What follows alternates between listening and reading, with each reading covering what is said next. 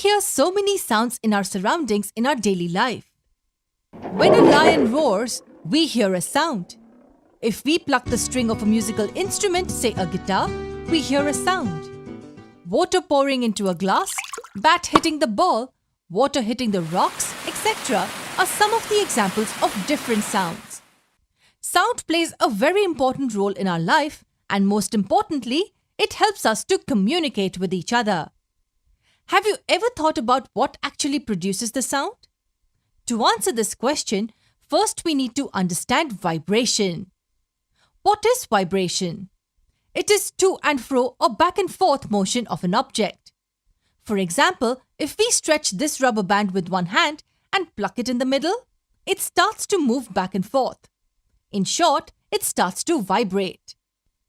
It is this vibration that produces the sound. Yes, anything that vibrates will produce sound.